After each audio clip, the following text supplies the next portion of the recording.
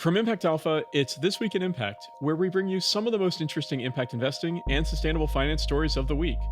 It's Friday, March 28th.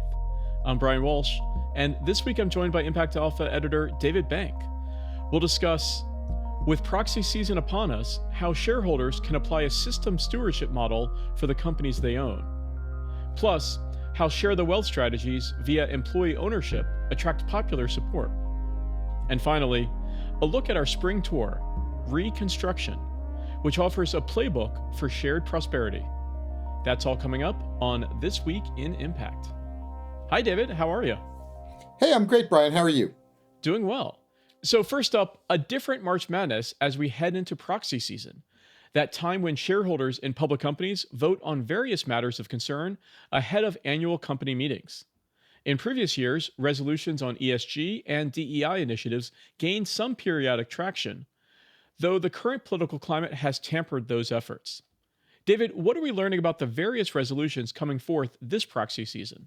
Well, I think the biggest headline, is sort of the opposite of what you said. It's these anti-DEI or diversity, equity, and inclusion proposals that have been brought up and that have been resoundingly rejected by shareholders. So, from the headlines, sometimes you'd think that diversity and equity and inclusion were all on the run. But like just this week at Disney, there was a proposal that they should withdraw from the Human Rights Campaign's annual Corporate Equality Index, which kind of tracks companies on their LGBTQ policies. And I think it got something like 1% of the vote. And then folks remember that back last month and in January, Costco, Apple, John Deere, shareholders, voted 99-ish% against these proposals to abandon their diversity efforts. And so shareholder, it's not just that they're rejecting, it's kind of like conventional wisdom that you want, diverse workers, diverse customers, you want pathways for promotion and advancement and mobility for folks. So I think that's, people should remember that in the face of all the other headlines. The other headline, I think, coming out of this season is kind of maybe it's like the dog that didn't bark or something, which is most of the proposals that shareholders are bringing up are not even getting to a vote because the rules from the SEC have gotten much tighter and companies are disqualifying more resolutions as kind of micromanaging, and so a lot of things are just never seeing the light of day now. So kind of raising the threshold over, how many shares you have to own in order to bring a ballot to be voted on in the first place. Is that right? And what the topics can be. And if it's seen as sort of infringing on management prerogatives, then it gets booted. And what's interesting is that as the thresholds, as you say, for getting shareholder proposals on the ballot get tougher, it's actually become easier to mount challenges to directors. And so more and more of these proposals and shareholder engagement is now focused on not necessarily re-electing directors who had previously been basically a shoo-in. So there is still some voice for shareholders to have a say over the companies in which they own some shares. Well, indeed, and in fact, the third headline, and that's what we had Rick Alexander of the Shareholder Commons write a guest post for us. And as folks know, Shareholder Commons has been pushing a thesis. It's something like the universal owners thesis, which is that big institutional investors are invested so broadly across the economy that they're not only interested in the particular portfolio company that might be at issue, but they actually have a vested interest in the system as a whole. And then I think what the advance is now is that kind of we're all universal investors, if folks at least that have 401ks or diversified in index funds of various sorts, you're basically invested in the system, as it were. And so then maybe you should be thinking more systemically about your votes. And there might be a company that is maximizing its own profits or its own share price, but at the expense of the portfolio at large. And if you've got that diversified portfolio, you may not be in favor of that particular company being so extractive. So Shareholder Commons gathers these things up each year in a publication they call Portfolios on the Ballot. And this year they found like 40 shareholder proposals that they considered systemic, raising these kind of systemic issues. So that's a new trend. So, what are some examples of these proposals that are trying to combat that destabilizing systemic work? Well, the shareholder comments highlighted one at United Health Group that is asking them to report on the impact of its risks of delaying and denying medical treatment, and that pushes costs out onto others. Another is like Las Vegas casinos like Wynn Resorts and Caesars Palace are facing shareholder resolutions about the cost to the economy from workplaces that allow cigarette smoking indoors. General Motors and Tesla are being taken up on deep sea mining, which reduces the ability of the oceans to absorb carbon.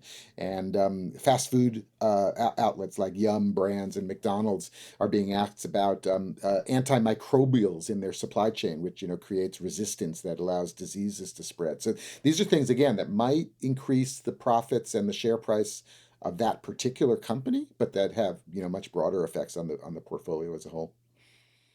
All right, well, you can read Rick Alexander's guest post on impactalpha.com. There's also a link in our show notes. But let's take a quick break. And when we come back, we'll discuss sharing the wealth through employee ownership. Impact Alpha is going on the road for the launch of our new project, Reconstruction, Building Models for Shared Prosperity. It all starts in North Carolina on Friday, April 4th, at our in-person convening at UNC Chapel Hill. We're teaming up with Good Trouble for a free day-long event focused on the Tar Heel State's impact ecosystem. We'll have a special screening of Impact Alpha's first mini-documentary, Equity and Ownership, Napoleon Wallace and the Reconstruction of Black Wealth. Then it's off to Washington, D.C., Boston, and New York for more screenings and face-to-face networking with other agents of impact. Be sure to read the brief for more details on each event. Hope to see you there.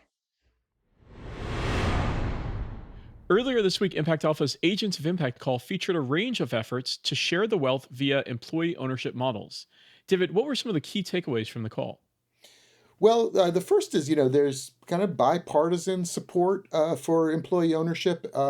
It's one of these things that can cross the aisle. For starters, there's a lot of business owners that have to sell their businesses, and employees actually make an attractive buyer. So just at the business proposition and the investment proposition, it's attractive. And then, of course, it does kind of deliver on some of the promises that both parties try to make, which is to actually improve the livelihoods of working people. And it's kind of a win-win in the sense that it's not a redistribution through taxes. It's actually like get a stake in the business that you're helping build. So Jim Sorensen of the Sorensen Impact Foundation and Terrence Keeley had an article in the National Review called "Democratizing American Prosperity" that sung some of these praises of employee ownership, and it does seem to be one of these things that's sort of surviving in the current environment. National Review is not known as a paragon of liberal values right there. So that's kind of making the case that there's a broad support for these kind of models.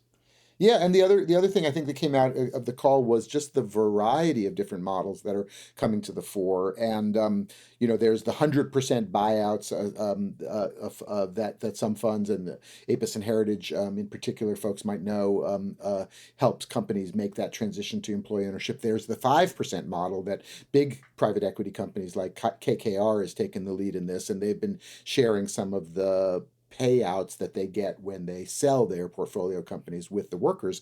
And even though it's a small percentage, 5%, that often amounts to hundreds of millions of dollars and very significant payouts to those hourly workers. And then there's a Essential Owners Fund, which is a new one that we profiled in the call, and they make the pitch to business owners that it's a growth equity kind of play, and that cutting your workers in actually is going to boost your company's fortunes, even if with a relatively smaller, with a 30% is kind of the threshold there of employee ownership, and that puts your workers in a more motivated position, and it brings you kind of customers and all kinds of levers of growth that really employees are instrumental in. Here's Malini Morgan, the head of the Essential Owners Fund. We are really focused on those huge parts of the economy, those huge swaths where humans still drive a large part of value for companies, given the critical nature of their work. Essential workers, really, they power companies that range through all different parts of our life. Think, medical transport, think food manufacturing, think senior care, the people who take your grandmother to the restroom, the people who put together the fresh foods that you might eat at lunchtime, the pre-prepared foods, the people who are attending to a variety of our critical needs. And those same workers who are so important to the operating stability of their companies are also living at a level of economic precarity that's just, moral failing, but also bad for their businesses. Employee ownership is only one plank in the broader ownership economy beat that Impact Alpha has been covering. Another is home ownership, and I know there's some developments there. Yeah, as you say, ownership is basically putting, appreciating assets and helping them get in the hands of a broader swath of people. So employee ownership, home ownership, business ownership, and then even ownership of financial assets like 401ks and retirement funds, as we were talking about earlier. And this week we got news that the Federal Housing Finance Agency, and that's the umbrella over like Fannie Mae and Freddie Mac, which are the guarantors of most of the mortgages in the U.S., declared that something called the special purpose credit programs should be terminated. And it's kind of again, a wonky, regulatory provision, but it actually has had huge impact on banks' ability to offer mortgages and small business loans to a broader variety of people, in particular low income folks and minority business owners who, through what you could think of as kind of systemic racism in the past in the real estate market and in the lending markets, have not qualified for loans for one reason or another, low credit scores or not appraisal valuations and things. And so these have been carve outs that have been very important in allowing folks to get into home ownership and other ways to appreciate wealth. And now the Federal Housing Finance Agency says they should be terminated. So that'll be another fight. And I think it really does come down to, like, are you, in favor of, a broad ownership economy that, gives folks a stake in these appreciating assets, or are you, going to, keep some people excluded from all those opportunities? All right, well, we'll have a full recap of that Agents of Impact call and the full video on impactalpha.com. There's also a link in our show notes. But for now, let's take one more quick break. When we come back, we'll discuss how our spring tour, Reconstruction, is reimagining shared prosperity. Maybe it's a story in the brief, or our monthly Agents of Impact calls, or an exchange in one of our subscribers' Slack channels. Impact Alpha is all things impact. Hi, I am Slayma Abibel, co-founder and chief operating officer of Impact Alpha. For more news and insights about the world of impact investing, join thousands of others finding alpha and impact. Visit impactalpha.com/subscribe to learn more.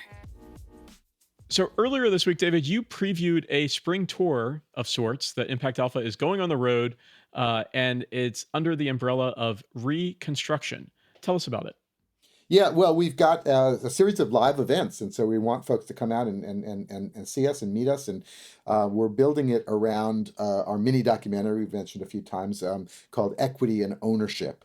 And it really is an attempt to kind of lay out some of these plays that work. We just talked about ownership, that there's plays in ownership.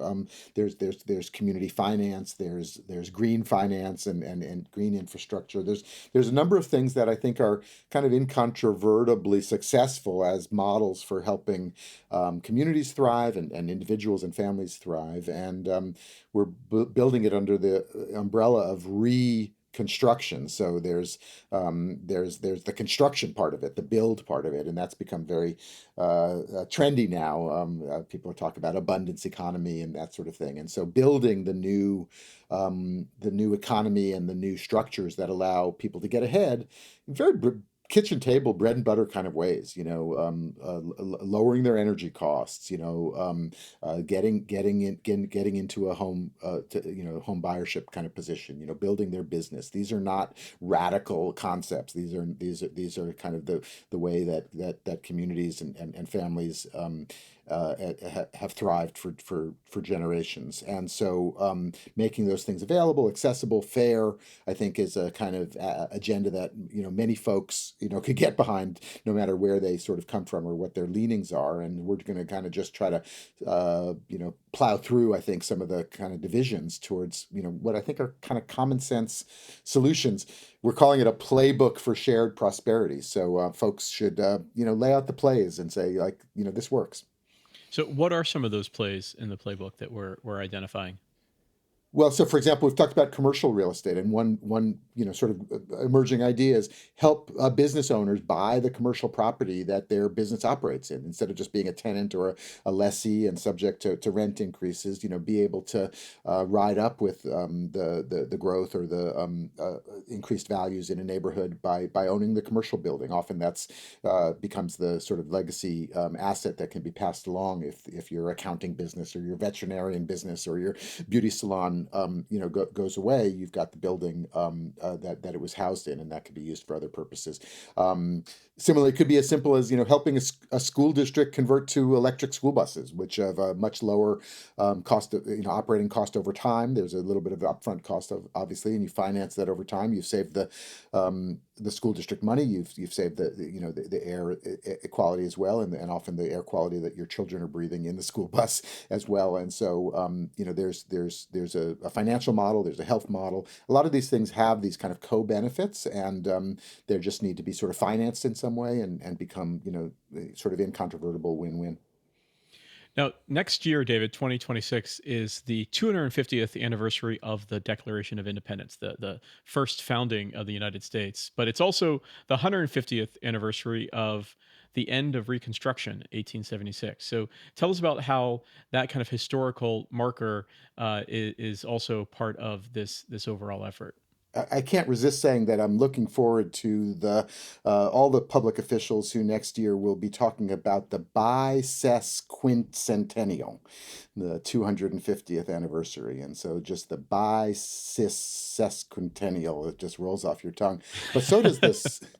So does the sesquicentennial, as you say, of the end of Reconstruction. In fact, it's the 1876 election, which was a contested election that was settled by the Congress with a kind of historic compromise, I guess, that technically ended Reconstruction, the historical Reconstruction.